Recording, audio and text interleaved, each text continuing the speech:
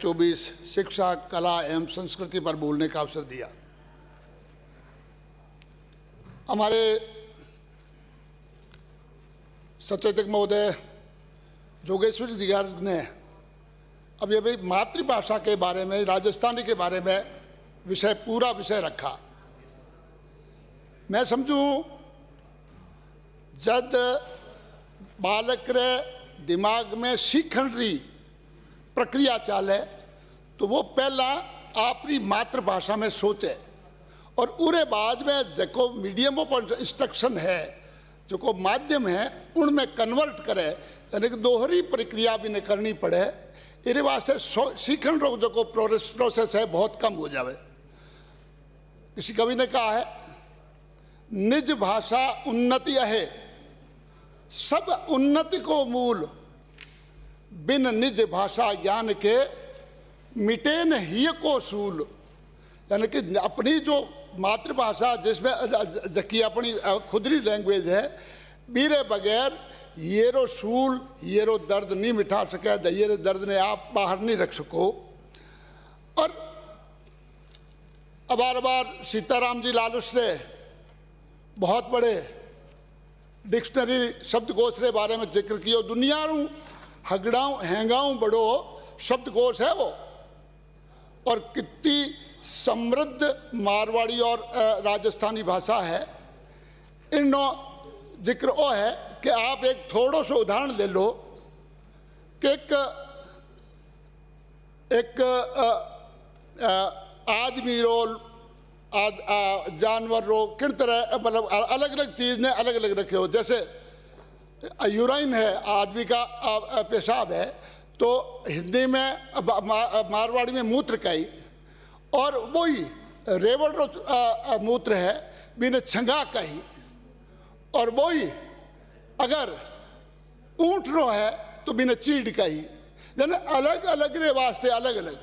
और आई स्थिति आ है कि आप ऊँट रो जो बिन मींगणो कही, और रेवड़ रो है बिन मींगणी कही, और गाय रो पोटो और गोबर कही, और घोड़े या घोड़ी रो लीद कही। यानी कि आप अंदाजा लगाओ कि कितनी समृद्ध भाषा है, और इन समृद्ध भाषा ने लावण रे वास्ते पुरजोर वकालत की। मैं भी अपनी राय, खुद री राय माननीय जोगेश्वर जी ने साथ मिला है। मैं अपनी बात ने शुरू करूं। शिक्षा एक पवित्र पेशा है, और मुझे गर्व है कि मैं उस सिस्टम से आया हूं। दुनिया में हर धंधे के अंदर गला काट प्रतियोगिता है। राजनीति के दूसरे राजनीति को गिराना चाहता है, व्यापारी दूसरे को फेल करना चाहता है, परंतु एक शिक्षक ऐसा है, वो चाहता है कि मेरा शिष्य ऊपर से ऊपर और बुलंदियों तक छुए। ये शिक्षा क्षेत्र से आए व्यक्ति की पहचान है। कम से कम हमारा सबका प्रयास ये होना चाहिए कि हम राजनीतिक से इस शिक्षा को बिल्कुल अलग रखें, अलग रख करके राष्ट्र निर्माण की भूमिका में शिक्षा का ढांचा अपना महत्वपूर्ण रोल अदा करे। ये हमारी सबकी जिम्मेवारी है। पाठ्यक्रम के अंदर हमारे राष्ट्र का गौरव झलकना चाहिए, परंतु लंबे कालखंड तक कांग्रेस इसका राजनीतिकरण करती आई है। भारत के गौरवपूर्ण इतिहास को छुपाया गया है। आक्रमणकारी अकबर को महान बताया गया है, जबकि महाराणा प्रताप को हारा हुआ बताया गया है। इस प्रकार की बातें जब हमारे गौरवपूर्ण इतिहास को हम शिक्षा के माध्यम से प्रदर्शित नहीं करते, तो ये बातें जब बच्चों के जो कोमल मन के ऊपर हम प्रिंट कर रहे हैं, ये देश के प्रति कोई अच्छी बात नहीं है। लॉर्ड मैकाले ने जब नई अपनी शिक्षा नीति थोपी हिंदुस्तान के ऊपर, तो उन्होंने कहा कि मैं ऐसी शिक्षा नीति लाऊंगा जिसमें यहाँ का नागरिक, भारत का नागरिक रंग रूप में तो भारतीय होगा, परंतु आंतरिक रूप से, चारित्रिक रूप से वो पूरा का पूरा काला अंग्रेज होगा। और उसी पद्धति पर, उसी सिस्टम के ऊपर ये कांग्रेस चल रही है। ये दुर्भाग्यपूर्ण है। हद तो तब हो गई। सभापति महोदय, मैं लगभग 28 साल तक शिक्षक रहा। पिछले यूपीए काल के अंदर सीबीएसई के अंदर, पाठ्यक्रम के अंदर इस प्रकार से पाठ्यक्रम को लिखा गया, वो भारत के गौरव को चकनाचूर करने वाला था, भारत की आत्मा पर चोट करने वाला था। अकबर को महान और महाराणा प्रताप को, छत्रपति शिवाजी को और महाराजा सूरजमल जी जैसों को छापा मार विद्रोही के रूप में आप देख लीजिए। 14 से लेकर के 2004 से 14 तक की पाठ्य पुस्तकें सीबीएसई की देख लीजिए। ये सारी बातें लिखी हुई आपको मिल रही। मैं आधिकारिक तौर से आपको कहता हूं। और रामायण और महाभारत के उन लेखकों, साम्यवादी लेखकों के लेख वहां उसमें डाले गए जिसमें रामायण और महाभारत की सत्यता पर प्रश्न उठाए गए। उन्हें एक गडरियों के गीत कहे गए। इस प्रकार की बातें जब पाठ्यक्रम में जाती है तो आप समझ सकते हो हमारी संस्कृति के प्रति हमारा क्या भाव होगा। एक बालक किस प्रकार से बढ़ करके वो तैयार होगा। और उसी आपके पाठ्यक्रम के अंदर ये भी लिखा गया है, संयम जी लोढ़ा यहाँ पर नहीं है, भगवान महावीर के बारे में उन्होंने लिखा है कि वे एक विक्षिप्त हो गए थे और 12 वर्षों तक जंगल में घूमते फिरते रहे, भटकते रहे, उनके कपड़े फट गए और नग्नावस्था आ गए। इस प्रकार की बातें, लज्जा करने वाली बातें उस सीबीएसई के पाठ्यक्रम में लिखी गई। और इसी प्रकार से राम सेतु के ऊपर भी प्रश्न उठाए गए कि ये प्राकृतिक निर्मित सेतु है, कोई सेतु नहीं है। और इसलिए स्वस्फूर्त पूरा आंदोलन पूरे भारतवर्ष के अंदर इस पाठ्यक्रम के खिलाफ तैयार हुआ और उसका नाम था शिक्षा बचाओ आंदोलन। और आप और हम में से बहुत सारे लोग उसके हिस्सा भी रहे हैं। और वही परंपरा आगे भी चलती है। और हार मान करके तत्कालीन सरकार ने उन सभी गलत अंशों को हटाना पड़ा। अब भी शिक्षा ऐसे मंत्रियों के हाथ में से जा रही है जिन्होंने पूरी शिक्षा को भी नाथी का बाड़ा बना रखा है। उनका महाराणा प्रताप के बारे में जो बयान, वो बहुत दुर्भाग्यपूर्ण है। अकबर और महाराणा प्रताप की लड़ाई को वो सत्ता संघर्ष मानते हैं। इससे दुर्भाग्यपूर्ण और कोई बात नहीं हो सकती। ये राजस्थान के गौरव के ऊपर, ये हिंदुस्तान के गौरव के ऊपर एक प्रकार की कालिक है। इस प्रकार की बात का हम सभी को भर्त्सना करनी चाहिए। ऐसा दर्शाया गया कि शिक्षा व विज्ञान का प्रसार अंग्रेजों के आने के बाद में ही हुआ है। जैसे जब यूरोप के लोग नंगा घूम रहे थे, अंग्रेज लोग नंगा घूम रहे थे, उस समय में भारत में मानव सभ्यता पल्लवित हो रही थी। हड़प्पा और मोहनजोदड़ो इसका उदाहरण है। जिस समय में वो बगैर कपड़ों के जंगल में घूम रहे थे, उस समय पर यहाँ पर भारत के अंदर वेद, श्रुतियाँ, उपनिषदों का लेखन हो रहा था। और आक्रमणकारियों के आने से पहले भारत की जीडीपी 70% थी, 70% थी पूरे विश्व की।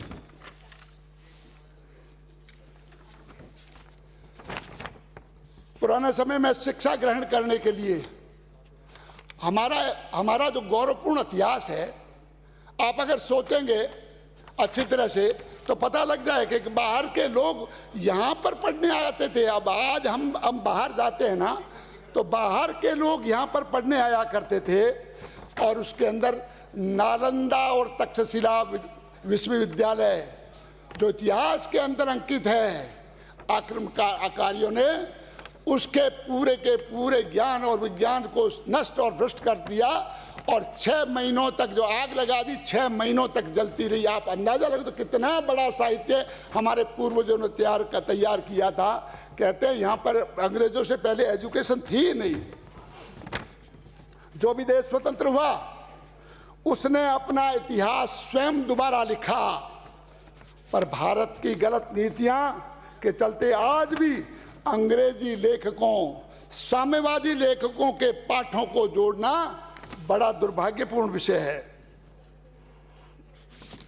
हमारे यहां पर शिक्षा सरकार का विषय हुआ ही नहीं करता था, और हर व्यक्ति शिक्षित था। समाज स्वयं उसकी व्यवस्था करता था, और पौशालों और आश्रमों के अंदर शिक्षा मिलती थी। व्यावहारिक ज्ञान का उपयोग प्रयोग द्वारा सिद्ध भी किया जाता था। और हमारे यहाँ पर कितना विज्ञान उन्नत था। कहते थे सुई, कहते हैं कि जब देश आजाद हुआ सुई नहीं बनी। आप दक्षिण के उन मंदिरों को देख लीजिए, किस प्रकार से उनके कलश के ऊपर कितने भारी जो कलश सेट किया गया है, वो कैसे पहुंचा होगा। कल्पना कीजिए आप लोग, हजारों वर्षों पूर्व हमारा कुछ ही रुपयों का जो कैलेंडर था, वो सूर्य ग्रहण और चंद्र ग्रहण की सटीक जानकारी दे देता था। ये अभी और कहते हैं अंग्रेजों ने सिखाया कि हमको विज्ञान और विज्ञान उनके कारण आया है। कितनी एस्ट्रोलॉजी हमारी तेज थी। और चिकित्सकीय क्षेत्र में चरक, शल्य महर्षि, आयुर्वेद, कितना बड़ा ज्ञान था। और उनको दरकिनार करके हम लोगों ने पश्चिम की अंधाधुंध जो अनुसरण कर रहे हैं, देश का दुर्भाग्य है। वैमानिकी भी थी। इतिहास में जिक्र है कि भगवान राम श्रीलंका से जब वापस आए तो पुष्पक विमान में आए। ये कोई कपोल कल्पना नहीं है। आज के जो शिक्षाविद है वो कह सकते हैं कि गडरियों के गीत है, परंतु आज भी अगर वेदों के अंदर इस चीज को ढूंढा जाए तो ये सारे विज्ञान मिल सकते हैं। हमारे गौरवपूर्ण इतिहास के प्रचार और प्रसार के लिए पिछले भारतीय जनता पार्टी की सरकार ने पैनोरामाओं का निर्माण किया। और पैनोरामा काहे के बने? लोगों को प्रेरणा मिले, क्रांतिकारियों के नाम से प्रेरणा मिले। महाराणा प्रताप के पैनोरामा बनाया, लोक देवताओं का पैनोरामा बनाया, उनके जीवनी के बारे में उनकी प्रेरणा आम लोगों तक मिले। और इसी प्रकार से आध्यात्मिक संतों और महात्माओं को पैनोरामा बनाया। हम चाहते हैं कि ये पैनोरामा निर्माण की प्रक्रिया आगे से आगे बढ़नी चाहिए। अब ये भी विषय उठा, नेता प्रतिपक्ष ने जो विषय उठाया कि इस प्रकार से जो धर्म परिवर्तन के लिए इस प्रकार से आगे बढ़ाने की प्रयास कर रहे हैं। अगर पिछले कार्यकाल में शुरू की हुई वंशावली लेखन प्रक्रिया इसको अगर जारी रखते तो हर व्यक्ति को अपने जड़ों तक जाकर के अपने गौरवपूर्ण इतिहास तक पहुंचने का पूरा लाभ मिलता और ये विषय ही नहीं उठता। वो जो कह रहे हैं कि हमको अल्पसंख्यक बना सर्टिफिकेट दिया जाए, उनकी वंशावली उनके पास में होती तो पता चल जाता कि हम कौन हैं, हमारा इतिहास कितना गौरवपूर्ण है।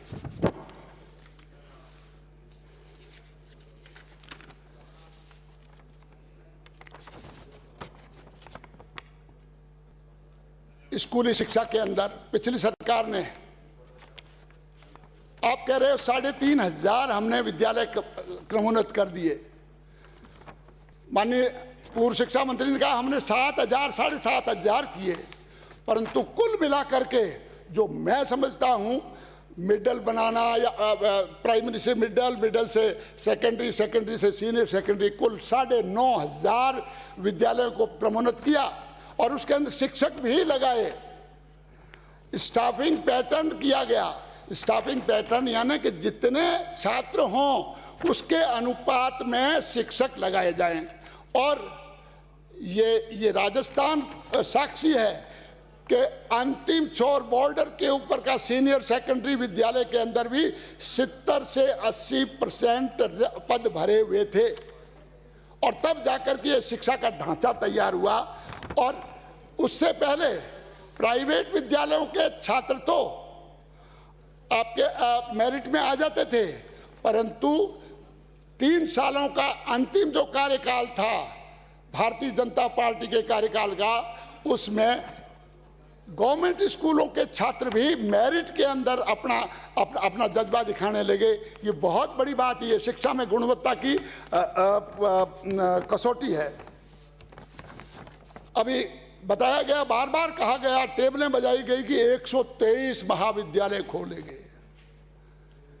एक पत्थर नहीं बने। हमने जब कोई भी चीज खोली है तो उसके लिए हमने इंफ्रास्ट्रक्चर दिया है, परंतु मेरे वहां पर पिछले सरकार के समय में 6 करोड़ रुपए बजट जारी करके काम शुरू करवा दिया बाप के महाविद्यालय का, परंतु अब तक वो पूर्ण होकर के अब तक वो एक छोटी स्कूल के अंदर वो महाविद्यालय चलने के लिए मजबूर। माननीय शिक्षा मंत्री महोदय, आपसे निवेदन है कि कब वो लगभग पूर्णता की तरफ है, परंतु कम से कम आपके हाथ से उद्घाटित हो जाए और इसको पूर्ण करवा दीजिए।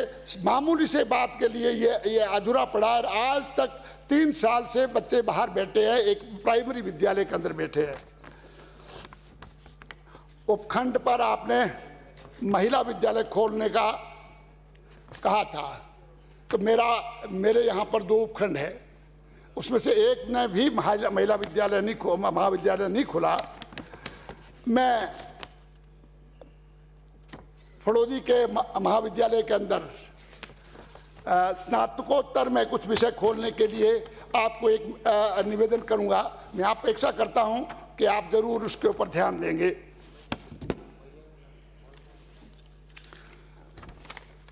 बड़ी वाहवाही निपटी ली जा रही है कि हमने अंग्रेजी माध्यम के विद्यालय खोल दिए। आपने खोले, परंतु उन छात्रों को जो हिंदी माध्यम से लगातार पढ़ रहे थे, 6वीं 7वीं 8वीं 9वीं 10वीं 11वीं 12वीं में आप उसको एकदम में अंग्रेजी के अंदर पढ़ने के लिए मजबूर कर देंगे क्या? और आपकी वक्र दृष्टि अभी मेरे 3 विद्यालयों पर और है। माननीय शिक्षा मंत्री महोदय से निवेदन करता हूं, वो है बाप 5,000 से अधिक का है, बुंगड़ी 5,000 से जनसंख्या से अधिक का है और जैसला 5,000 की जनसंख्या से अधिक का है, और उसके साइड में 15 किलोमीटर पर दूसरे कोई भी सीनियर सेकेंडरी विद्यालय नहीं है। तो क्या वो छात्र 15 किलोमीटर दूर अपनी मातृभाषा में शिक्षा लेने के लिए जाएंगे? आप किसी भी स्टूडेंट को अपनी मातृभाषा में शिक्षा लेने से वंचित नहीं कर सकते, और इसका फैसला भी अभी बताया गया माननीय वासुदेव जी देवनानी द्वारा कि पीलवा की एक स्कूल के अंदर आया। तो ऐसा ना हो कि दूसरे विद्यालय के लोग भी, वहाँ के अभिभावक भी कोर्ट में जाकर के इससे पहले ही इसका कर लीजिए। हमने स्वामी विवेकानंद मॉडल स्कूल खोले, उसके 6,000 का बिल्डिंग बनाया, बाकायदा उसका इंफ्रास्ट्रक्चर दिया, शिक्षक अलग से भर्ती किए, न आपने कोई शिक्षक भर्ती किया न कोई बात। अब 10,000 शिक्षक भर्ती करने की बात कर रहे हैं, परंतु वो मेरा ख्याल है वो भर्ती प्रक्रिया आपके अब तक पूरी नहीं होगी।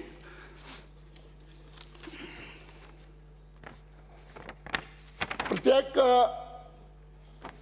ग्राम पंचायत मुख्यालय पर आपने सीनियर सेकेंडरी कुछ विद्यालय, मैं बस 5 मिनट में अपनी बात पूरी करके कर दूंगा। ठीक, परंतु कई पंचायतों पर प्राइमरी स्कूल भी अब खुलने जा रहे हैं, तो कैसे कर पाएंगे आप देखिएगा।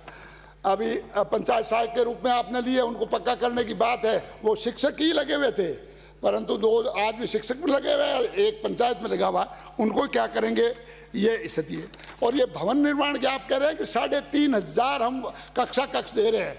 मेरा आपसे निवेदन है, आप एक भी कक्षा कक्ष अपने मद से नहीं दे रहे हैं, आप समसा के द्वारा दिए गए केंद्र की प्रवर्तित योजना के माध्यम से हमको दे रहे हैं। नहीं तो मेरे विधान सभा क्षेत्र में आज तक एक भी नया कक्षा कक्ष पूरे 3 साल के अंदर नहीं बना। नई शिक्षा नीति 2000, राजीव गांधी स्वर्ण जयंती सभापति महोदय इसी सरकार ने शुरू की थी। राजीव गांधी स्वर्ण जयंती पाठशाला खोली थी। 6,000 धन्यवाद सभापति महोदय, आपने मुझे मांग संख्या